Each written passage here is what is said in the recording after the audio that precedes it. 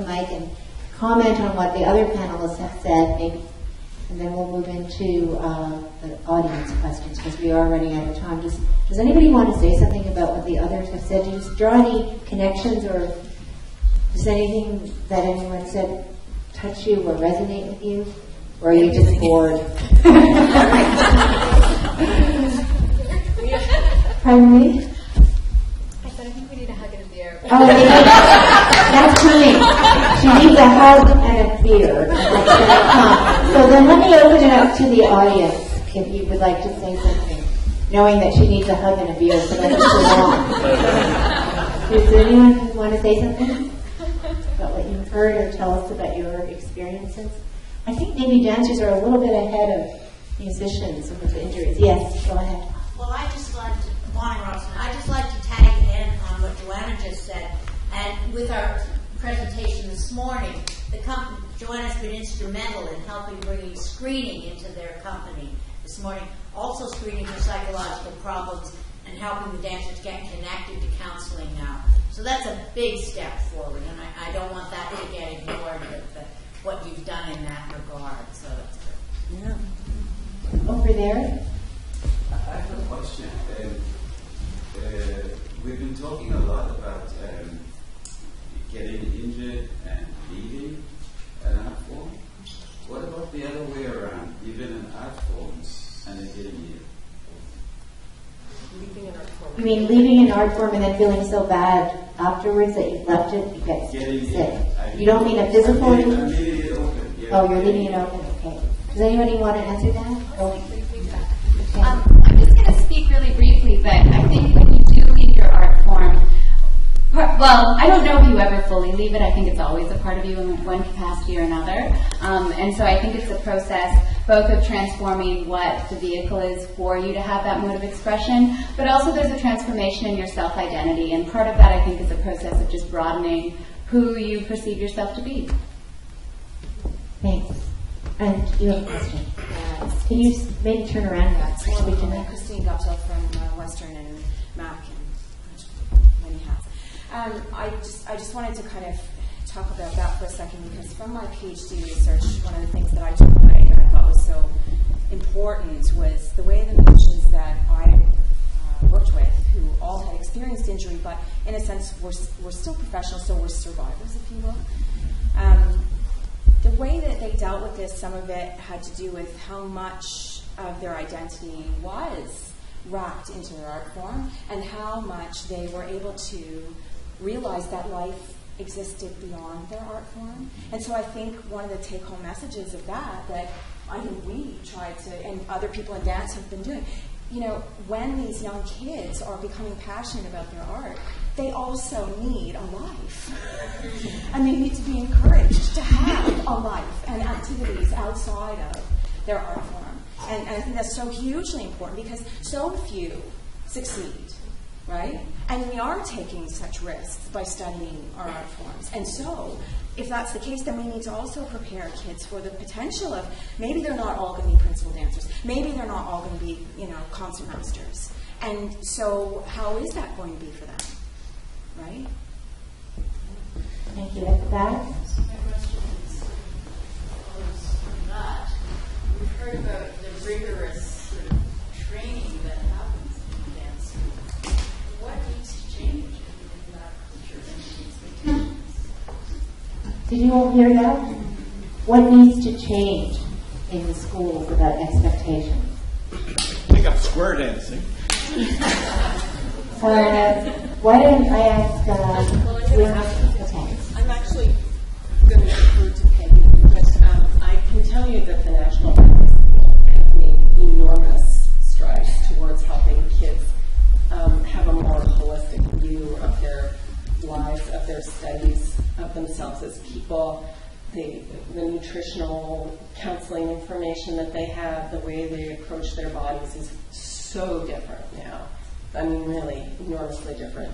The level of understanding, more empathy, watching for kids that are homesick, maybe understanding. It's pure understanding of why someone is experiencing it there. But I think Peggy can probably talk more about Dr. Mathis, you want to say something as Peggy's going out? No, you go on. Just a question about that. One reads a lot about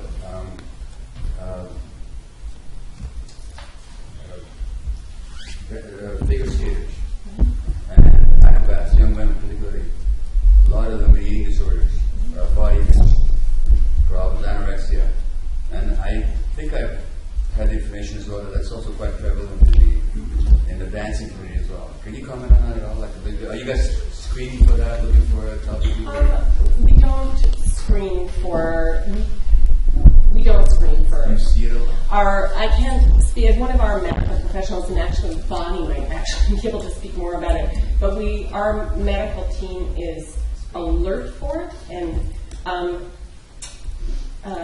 questions that they ask on the psychological screen, questions that they ask in particular the women about their physiology. It's passive, I would say. They're looking for it, but they're not trying to focus too much on it because they know that it is that behavior that goes underground. And as soon as people think that someone's looking for it, or it goes underground. We look at injury patterns. It's not something that's ever going to entirely go away when you're in an art form where a certain amount of obsessive compulsiveness is actually laudable. You get the personality types, and the pressure to conform to a particular ideal exists. It simply does. Peggy, do you have something to add?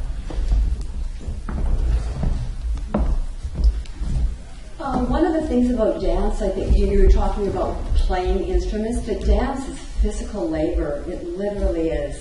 And a lot of what's complicated about it is how much labor there is and how tiring it is, and the level of scrutiny.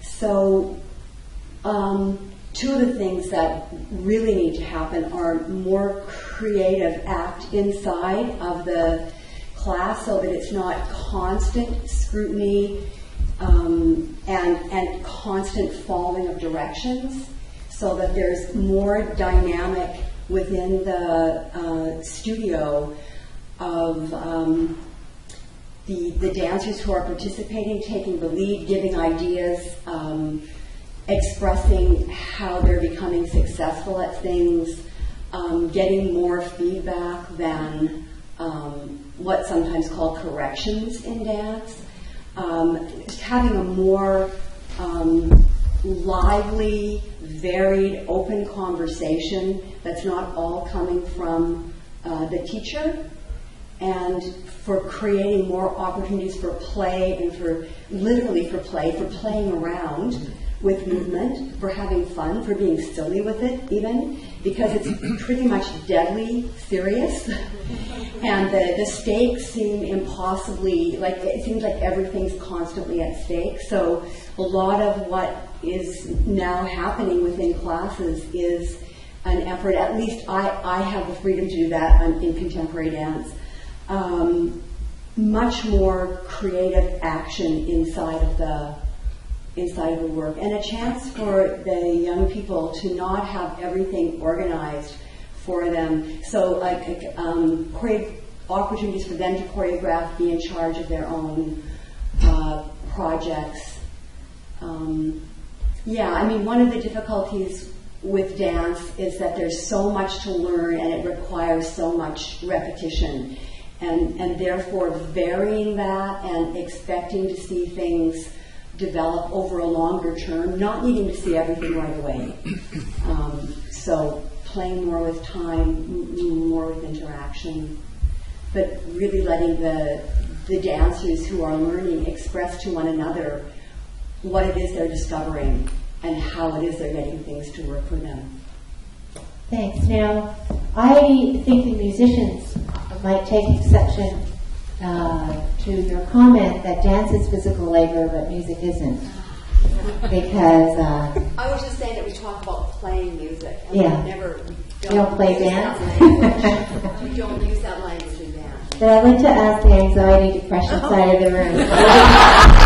Maybe, Jane, since you're a teacher, do you want to come up and make a comment? Do you incorporate any of this added to your new understanding into your teaching? Yep. Okay, now Yeah, move on. no, I think for the physicians who are here who are trying to learn more about performing arts, my understanding is that I've never been to an AA meeting, okay, I just want to make that clear, but my understanding with a lot of addiction problems is that the first step, and of course we have one of the world's experts on addiction sitting right over there, but my understanding is that one of the first steps is simply awareness. And what's happening with PAMA and what Dr. Chong is doing, and Dr. Mate, is, I think, the critical point is making people aware that stresses, emotional stresses and job stresses and whatever, do seriously affect one's physical well-being. And as a teacher, this is, I think, maybe my first priority is not to tell a student do this, do that, but simply tell them, make them aware of what they're doing with their bodies and how they're making decisions and what kind of choices they're making, and how that impacts on their ability to effectively communicate what it is that they feel passionate about. And do it in the most positive way possible, because as we know, negative reinforcement just builds up layer upon layer, and eventually will kill any creative spirit. Yeah, we're really lucky that you didn't listen to your high school teacher, Jane. It just shows you. Well, in a bizarre way, I think was a very strange motivating force, But I'll show that effort. Did you hear that? Yeah. Okay. I'd like to take one more question, and then we should wrap it up, because we actually have gone a bit over time. Is there one more question? Yeah. Pat Potter, or UWO, on behalf of the Pipers and Pipe Band Association. I want to apologize to every team. That person was not a member. In all seriousness, and I mean, piping has been a big part of PAMA. Dr. Robinson came up to me first time we had this. She said, "You played bagpipes in 1993 in Aspen. That's my only claim to fame." But seriously, Do you want to take the mic? I lecture a little bit. I lecture in complementary and alternative medicine, and I get the opportunity to lecture in health and music performance. I'm kind of different than others. When I listen to the stories, the message I'd like to take away from today is recognizing that his mind-body experience, we have physicals and OTs and all kinds of other practitioners here, massage therapists, I'm sure, is just one aspect. But the sense I get is that, as soon as I deal with what's strangling me, then I get better. But my sense from a few years of experience is I got to do that plus other things. So I'd just like to hear from the panelists. I mean, do you get to just do one thing and you get better? Or is this one thing part of the overall picture? Because it actually seems to come out a little bit when I'm listening that, I found the stress and now my arms are better, or I found the stress and my sense is that usually there's more to it. That's a big part of the picture, absolutely, there's no question, but it's not always the whole picture. Why don't I let John? Do you want to answer or does somebody else want to answer? Why don't you answer? I'm not sure what the best way into that is. Sorry, I just have a bunch of different neurons firing in my brain. I don't know which one to pay attention to right now to answer you. It's the beer. You want the beer and the hug. All right. Okay, and considering that I've completely forgotten what the actual question was. Is it one thing? It's like this. You got a beer and a hug. You got two separate modalities. Right, okay, so yeah. You have a pharmaceutical, or you have a physical therapist, or you have if you treat one thing, are you better? Is it just mind, body, or is the rest of it important? Or was the rest of it important with regard to getting better? Well, I mean, I think it's a highly personal and individualized thing. For my own case, it involved broadening my perspective and considering other potential career paths. My arms are great now. How many hours can you play now? Well, I keep it sort of towards the 2-hour range as a maximum, depending on what's going on. Something else that was firing off in my brain a moment ago when we were talking about what it's like if you leave the discipline. And then it fired in my mind the other low point in my life, which happened in my last year of medical school. At this point, so I'm in the hospital like 60 hours a week and on call 2 weekends out of 4. And in that summer, my mother was diagnosed with stage 4 bowel cancer. And so I spent the next 2 years in a constant state of anxiety. I would wake up in the morning, get to rounds at 7:30, and try to look really small so people wouldn't pick on me and ask me questions. Do the normal stuff through the day. Get home 7-ish, make dinner, sit down on the couch, and wake up at about 4 in the morning with my dinner half eaten and snow on the TV screen. And then start it all again in about 3 hours. And then gradually I found that in the mornings I would be dry heaving for the first 2 hours of every day. And it got to the point where, well, after my mother died, I figured it would stop. And it didn't. It got worse. So I stopped. I withdrew from the program for a little while. And the first thing I did was bought a piano. And I didn't play 12 hours anymore. It was more along the lines of 4 hours a day. And within 4 months, I could resume my studies. I think I was pretty far off track. No, that's good. It's really interesting that you were so passionate about playing that you almost killed yourself. And then you went into medicine. It's your personality. Can I diagnose you? All right. And now medicine is the solace for you. And Joanna would like to add something to that too. I wanted to say we're very fortunate at the National Valley to have a team of medical professionals working with our dancers. Our dancers usually see our athletic therapist as the first person when they have an issue. It's often up to the athletic therapist to figure out whether or not there's something else going on for the dancer, or whether or not there's pressure or unhappiness or a relationship that's falling apart that is adding to the misery. Because the one thing that we do know is that if our dancers are feeling good about their work and they're happy, they can overcome an enormous amount of sort of standard dance pain. But when they are unhappy, they are injured and unable to work. So making sure that we have a whole team of people that are assessing them both from the athletic therapy point of view, physiotherapy, general practitioners, psychologists, nutritional counselors. Whatever we can do, it has to be our catchword now with the medical team is a holistic approach. We have to understand the dancer as a whole human being and see how we can best support them. So we're lucky to have that support system within the country.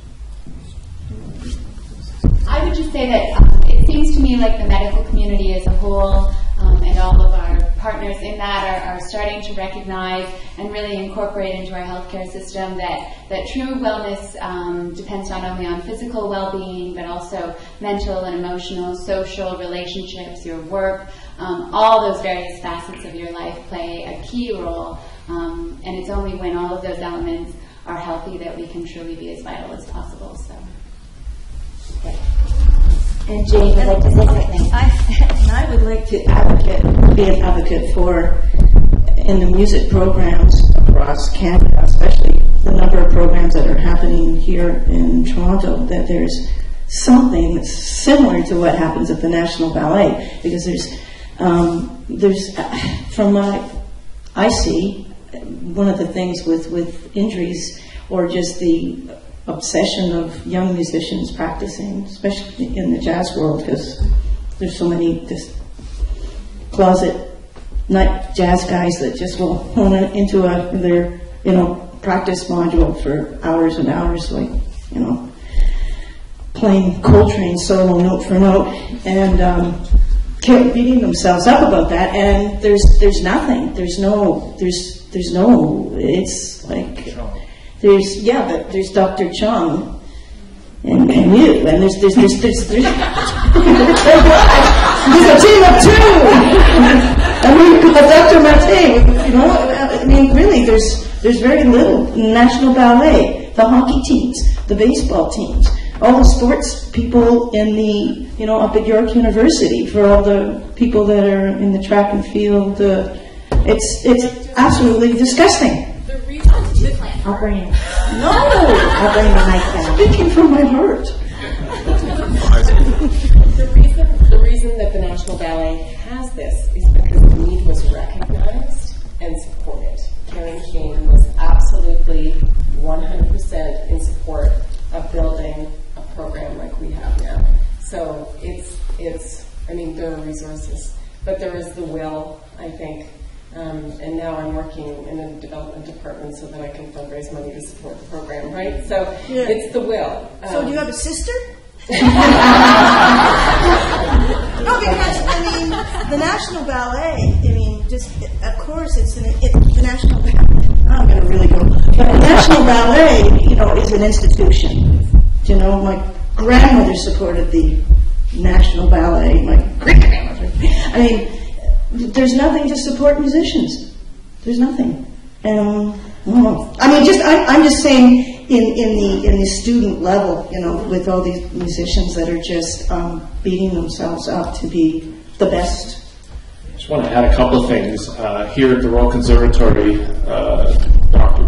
Chong actually is giving a course now in injury prevention and awareness of all sorts of things that affect young musicians. And I'm also on faculty at the National Youth Orchestra, which has brought in physiotherapists. What was your title? Occupational therapist. Yes, it absolutely comes with the program. Right on. Dr. Chong and his colleague Marshall Chasen gave a fantastic lecture to the kids about hearing loss, and Dr. Chong hooked them up to devices which showed levels of stress going up when they actually started playing their instruments in front of other people. So I think that's groundbreaking, and hopefully it will catch on to other places. Thank you very much. Anyone else? Okay, I'm going to wrap it up. I can't do technical and rap at the same time. I'd like to thank PAMA, whose official color is purple, which means bruises. That's what I think. And I'd like to thank our wonderful panel today. Our dancers.